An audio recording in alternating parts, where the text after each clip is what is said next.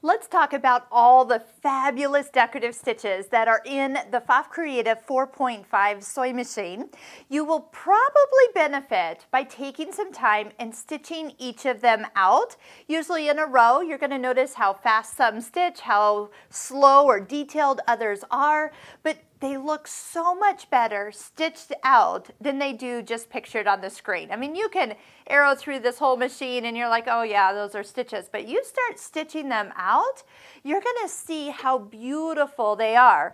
You do wanna use some stabilizers. Foot 2A or 8 are usually the ones picked. And you can easily use your start-stop button and then just enjoy watching it stitch out.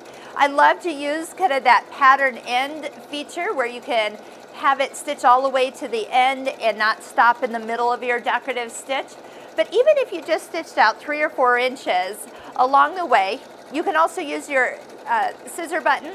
That will allow it to also go to the end of the pattern and then do the cut for you. And all you're doing is sewing with your finger, your start button and then your end button. I love, actually it's very relaxing. It's also very exciting.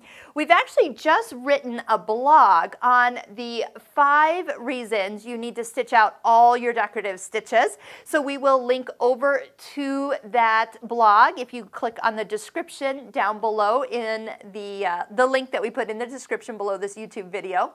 And you can see some other ways to create a stitch book and some tips about choosing fabric and thread for the best results.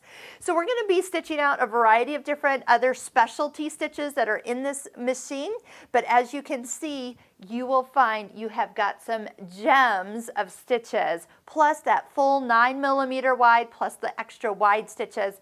This machine can truly sew circles around so many other machines, but take the time to stitch it out and you will truly master this machine with using your decorative stitches.